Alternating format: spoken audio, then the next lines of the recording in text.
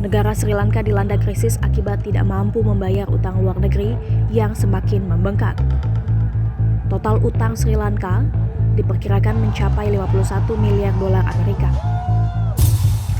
Tanda-tanda krisis ekonomi Sri Lanka sebenarnya semakin jelas selama 2 tahun terakhir pandemi COVID-19.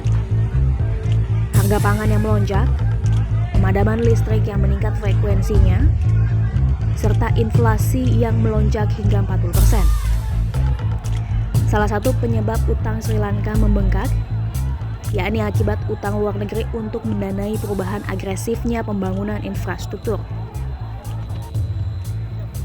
Pendanaan proyek-proyek infrastruktur Sri Lanka diambil dari pinjaman investasi besar dari bank-bank Cina. Di antaranya pembangunan pelabuhan yang kontroversial di distrik Hambantota. Cina memang dikenal kerap memberikan utang kepada negara lain melalui skema Belt and Road Initiative dalam proyek pembangunan infrastruktur.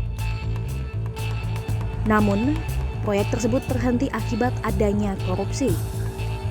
Sri Lanka akhirnya menyerahkan kendali pelabuhan ke Cina sebagai jaminan setelah tidak dapat membayar kembali pinjamannya. Saat ini,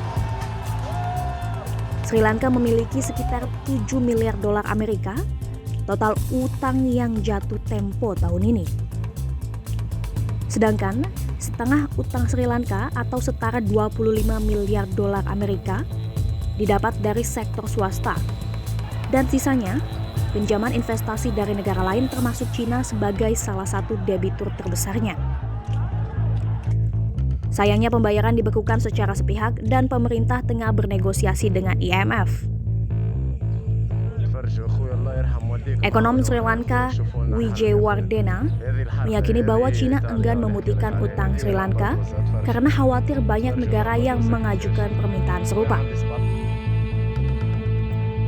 Cina justru menawarkan utang tambahan, namun menolak terlibat dalam negosiasi restrukturisasi utang Sri Lanka dengan IMF. Sementara itu, Aditi Mittal dari lembaga konsultasi Ferris Mapplethorpe berpandangan bahwa sikap enggan Cina dalam memberikan pemutihan utang itu membuat keadaan Sri Lanka semakin rumit.